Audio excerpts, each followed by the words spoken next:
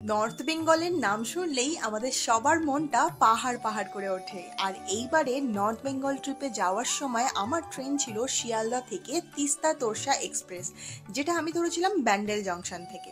New জলপাইগুড়িতে নামার সঙ্গে সঙ্গেই আমি করে নিয়েছিলাম শেয়ারেবল ট্যাক্সি, আর সেটা করেই এইবারে ডেস্টিনেশনে যাচ্ছিলাম। কোথায় যাচ্ছি সেটা বলার আগে বলে দিই, আমাদের যে ড্রাইভার দাদা তিনি এখানে দাঁড় করিয়েছিলেন, আর সকাল সকাল পাহাড়ের মধ্যে চায়ের চুমুক দিয়ে সকালটা শুরু করলাম, যেটা কিন্তু বেশ ভালো লাগছিল। সত্যি কথা বলতে চা প্রেমী মানুষ আমি, যেটা তোমরা আমার ভিডিওতে আগেই দেখেছো, তাই পাহাড়ে ঢোকার সাথে সাথেই চায়ের চুমুকটা দিতে আমি ভুলিনি। আচ্ছা, এবার বলি এইবারে নর্থ বেঙ্গলে আমার ডেস্টিনেশন কোথায় ছিল। আমার ডেস্টিনেশন এবারে ছিল গ্যাংটক।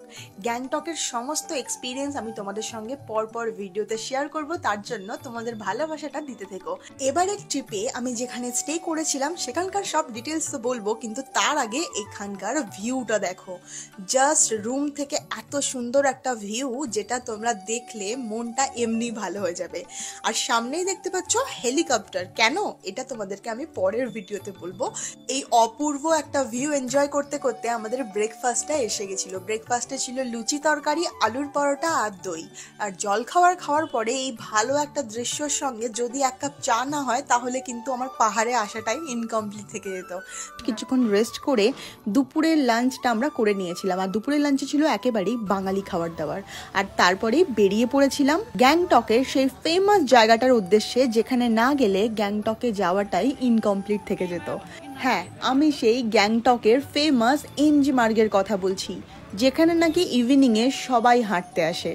আমার মনের মধ্যেও এই থটটাই ছিল, কিন্তু আমি যখন ওখানে গেলাম তখন বুঝতে পারলাম জায়গাটার ভাইবটা এতটাই ভালো যে ইভিনিংয়ে এখানে প্রচণ্ড ক্রাউড থাকে, আর সবাই লিটারালি ওখানে হেঁটে বেড়ায়। কিন্তু তার সাথেই ইঞ্জিমার্গে দুই দিক জুড়ে ক্যাফে থেকে শুরু করে শপিংয়ের অপশন তোমরা অনেক পেয়ে যাবে। তাই ইঞ্জিমার্গে গেলে তোমরা এই সব জিনিসগুলো এক্সপ্লোর করতেই পারো। আর তার সাথেই এখানে গ্যাংটক লেখা যে জায়গাগুলো, সেখানে কিন্তু বেশ ক্রাউড থাকে ফটো আর ভিডিওর জন্য।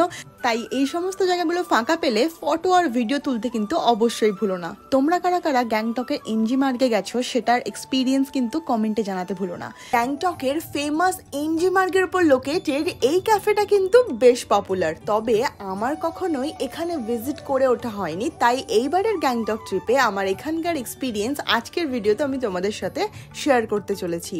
2024-এর আমার বার্থডে 15 নভেম্বরের ইভিনিংয়ে আমি এই ক্যাফেটায় ভিজিট করেছিলাম। ক্যাফেটায় এন্টার করার সাথে সাথেই এই সুন্দর একটা অ্যাম্বিয়েন্স দেখতে পেলাম। তার সাথেই বিভিন্ন জায়গায় এই সুন্দর সুন্দর কোর্টগুলো ছিল, যেগুলো কিন্তু বেশ রিলেটেবল ছিল। আর এখানে কিন্তু বেশ অনেক রকমের bakery item, savoury item, coffee, সমস্ত জিনিস পাওয়া যায়। মানে বেসিক্যালি ক্যাফেতে যে সমস্ত খাবার দাবার তোমরা খাও, এখানেও সেগুলোই পাওয়া যায়। আমি এখানে গিয়ে অর্ডার করে দিয়েছিলাম গরম গরম কফি, সঙ্গে একটা পেস্ট্রি আর ক্রসো। হ্যাঁ, এটার নাম নিয়ে অনেক রকম ডিবেট হতে পারে, তোমরা কে এটাকে কি বলো সেটা কিন্তু অবশ্যই কমেন্টে লিখতে ভুলো না। তোমরা গ্যাংটকের ইঞ্জিমার্গে গেলে কিন্তু এই পপুলার ক্যাফেটায় অবশ্যই ভিজিট করতে পারো। ক্যাফেটার নাম হলো bakers cafe, pocket pinch 500 for 2, আর টাইমিং হলো সকাল 9টা থেকে রাত 8টা পর্যন্ত। তো তোমরা যদি নেক্সট টাইম গ্যাংটকে ভিজিট করছো, তাহলে কিন্তু অবশ্যই এই প্রিটি ক্যাফেটা থেকে ঘুরে আসতে পারো। আর ক্যাফেটা দেখতে কিন্তু দুর্দান্ত ছিল। এখানকার গুগল ম্যাপের লোকেশন তোমরা ইজিলি গুগলে পেয়ে যাবে, কারণ ইঞ্জিমার্গে এই ক্যাফেটা কিন্তু বেশ পপুলার।